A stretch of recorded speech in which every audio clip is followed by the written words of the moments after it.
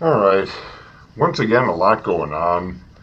Uh, Gigantic repudiation of drumpf and that drunken idiot, Steve Shitcannon Bannon, the white trashnationalist idiot from Shitefart Fake News.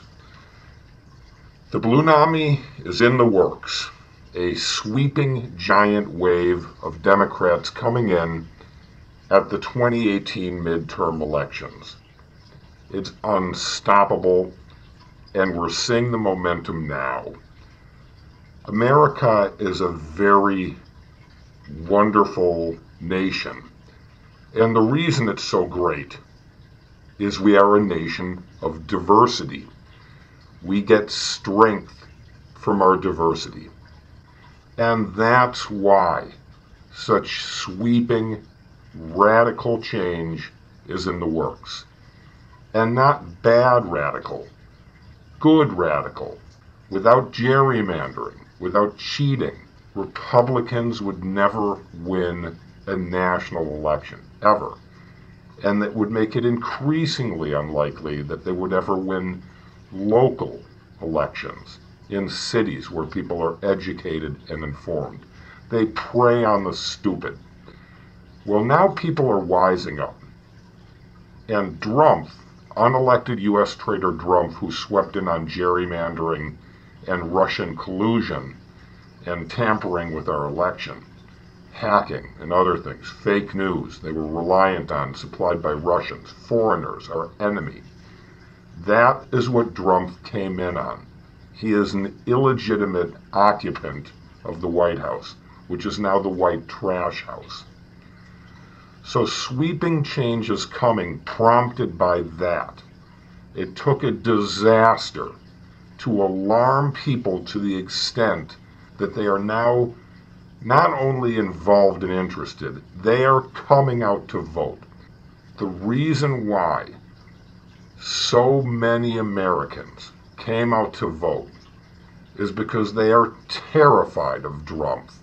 And they are terrified of Republicans who are anti-Americans, aiding, supporting, enabling, and protecting a U.S. traitor who praised Russia, changed U.S. policy to accommodate our enemy Russia, and is still doing it now, trying to obstruct an investigation into it and its clan for collusion, conspiracy, crimes against the United States of America that will ultimately come out. FBI Special Counsel Bob Mueller is an unstoppable force. He makes the Terminator look like Sarah Palin. He is coming for drumpf, and he will not stop.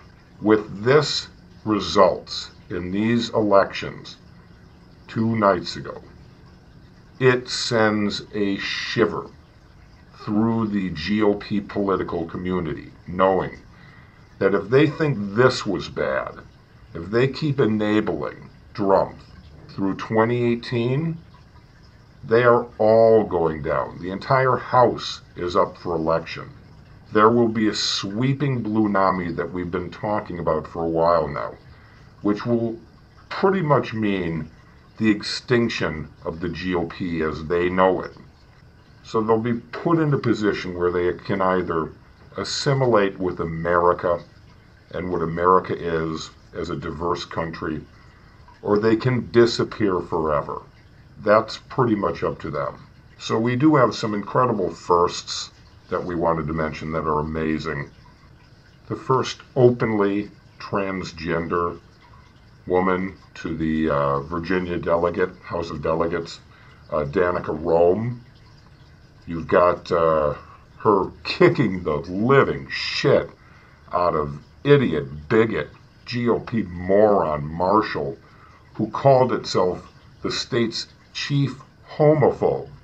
Well, that piece of shit got just what it deserved. It just got flushed down the toilet permanently. It is the idiot who came up with the grotesque bathroom law. So it just got flushed down the toilet, and it is history, that piece of shit, Marshall. We also have the first black mayor of St. Paul, Minnesota, the first Sikh, mayor of Hoboken, New Jersey, Ravi Bala. For the first time in 32 years, New York re-elected a Democrat, de Blasio, twice in a row, which is rare. Virginia seats are slipping like crazy. Their House of Delegates lost 15 Republican seats that turned over to be Democratic seats, flipping from red to blue. And also 11 stodgy GOP anti-abortion idiot religious kooks who held those seats were displaced by women, Democratic women. So that's a major first and a giant shift. It's fantastic to see those women displacing anti-choice Republican males. That is awesome to see. And again, a general indication of which way our country is heading, which way it was heading, and which way it's going to head. We've got the first Sudanese American woman being elected. This incredible diversity is a gigantic victory, not only for America, but for the Democrats, because the Democrats are the party of diversity. Another thing we wanted to mention was the Medicare expansion ballot measure in Maine for health care, which shows where their focus is. They put that on the ballot since the Republicans in their state won't give it to them, and they demand it. So now they're taking matters into their own hands and voting for it. The two biggest issues concerning Virginia voters 2 nights ago were health care and gun control. These are two issues that the GOP is utterly inept at handling. They're terrified cowards who are unable to handle problems and unable to govern. They want to dictate, and they can't even lead. They are utterly incompetent. There were 10 election firsts the other night. All are Democrats, and they show the remarkable and wonderful diversity of this country, and especially the Democratic Party. The first refugee mayor elected in Helena, Montana. Wilmot Collins, the first black mayor in Montana. In Montana's history, the first black mayor. Montana, first black mayor. Elizabeth Guzman and Hala Ayala, the first 2 Latina state representatives in Virginia's history, in their entire history. Vi Lyles, the first black female mayor of Charlottesville, North Carolina. Lee Carter, a Democratic socialist, who was the first to win election to Virginia's House of Delegates. Democratic socialist. Try that one on for size. He won. Andrea Jenkins, the first trans woman, a black trans woman, in the nation to be elected to a major city council. First time in Minneapolis, Minnesota. Justin Fairfax, the second African American elected to statewide office in Virginia, also in Virginia. Jenny Durkin, now the mayor of Seattle, is the first openly lesbian mayor ever elected there. Another first, major first. Larry Krasner, an ardent progressive from Pennsylvania, and now the district attorney, who was incidentally supported by Black Lives Matter and ran on a platform of police accountability for police violence and brutality. These are some of the amazing firsts that happened this past election night. Pretty significant, and it shows the enormous diversity of this country and what we want. That idiot Republican, Ed Gillespie, got shit stomped by Democrat Ralph Northam, who is now the governor of Virginia.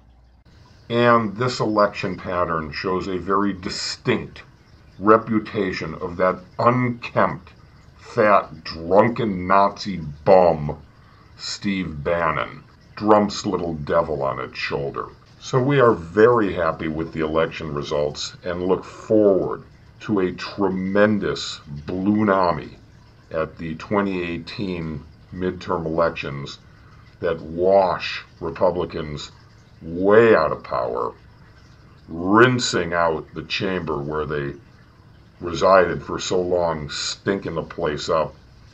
It also leads the way for President Nancy Pelosi. Republicans, you better get used to this, because this may come to be.